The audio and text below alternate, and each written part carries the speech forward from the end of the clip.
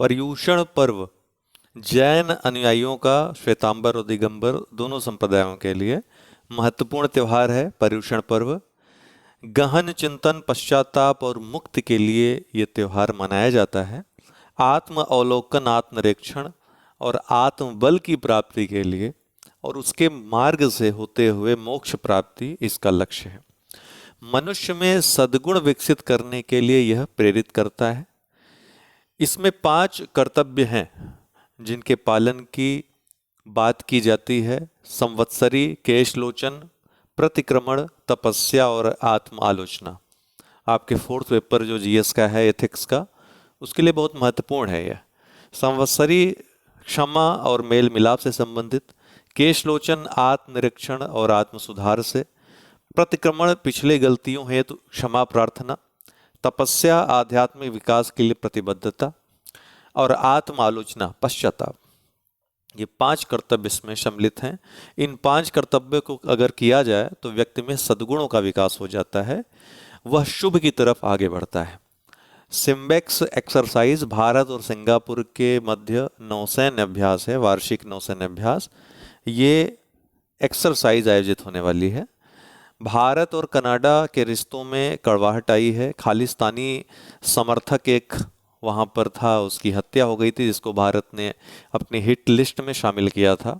वो आतंकवादी एक प्रकार का था जो विदेश में रहकर कनाडा की धरती से भारत विरोधी क्रियाकलापों में इन्वॉल्व था। तो उसकी कुछ समय पहले हत्या हो गई थी और खालिस्तानियों के द्वारा जो एक प्रोपोगंडा चलाया गया कि भारत इसके पीछे है। कनाडा में अपने राजनीतिक फायदे के लिए वहाँ का जो वर्तमान मुखिया है, वर्तमान राष्ट्रपति है जस्टिन ट्रूडो, उसने भारत पर आरोप लगाया। इसके बाद ही रिश्तों में और कड़वाहट आई। कनाडा ने भारत के राजनयिक को निकाल दिया देश से, एक राजनयिक को। फिर भारत ने भी रिटेलिएट किया, उसके राजनयिक को निकाला, साथ ही वीजा प्रतिबंध भी लगा दिए। तो ये प्रश्न यहाँ से आ सकता है कि हाल ही में भारत ने किस G7 देश को के नागरिकों के लिए वीजा सुविधाएं निलंबित कर दी। कोविड के बाद पहली बार ऐसा देखा गया है और वो तो कोविड कारण था, लेकिन अगर रिश्तों की दृष्टि से देखें तो एक बड़ा ये कदम है भारत का और ये दिखाता है कि भारत का वर्चस्व पूरी दुनिया में अब कितना बढ़ गया है कि भारत आँख में आँख मिला करके यूरोपीय देश जो हैं उनसे, या पश्चिमी देश हैं उनसे बात करता है, जो कि एक समय आज से 10 वर्ष पहले, 5 वर्ष पहले दुर्लभ घटना होती थी। तो राष्ट्रीय विज्ञान पुरस्कार, इसको पद्म पुरस्कारों की तर्ज पर शुरू किया गया है।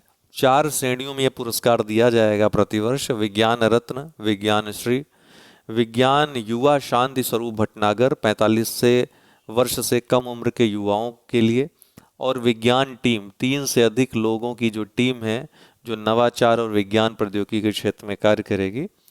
इन 4 श्रेणियों में पुरस्कार दिए जाएंगे। कुल 13 क्षेत्र इसमें शामिल किए गए हैं। 13 डोमेन में काम करने वाले लोगों को इन पुरस्कारों के लिए चयनित किया जाएगा। 23 अगस्त जो कि अंतरिक्ष दिवस है, इस दिन ये पुरस्कार दिए जाएंगे।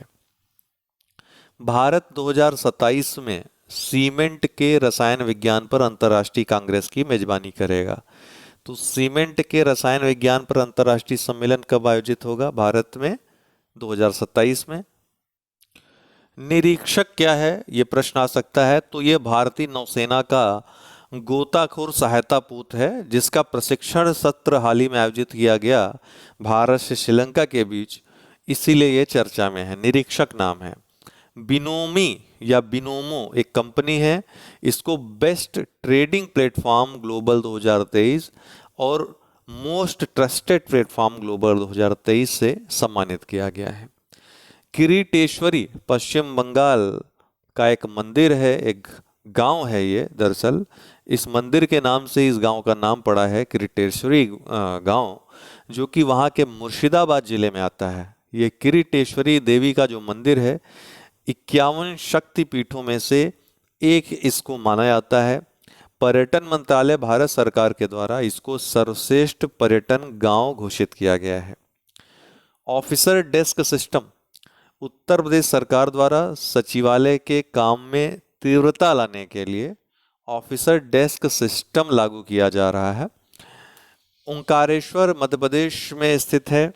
शंकराचार्य की यहाँ पर जो आदि गुरु शंकराचार्य थे उनकी 108 फुट की प्रतिमा का अनावरण वहाँ के चीफ मिनिस्टर शिवराज सिंह चौहान करेंगे आज। आज के लिए इतना ही, बहुत बहुत धन्यवाद।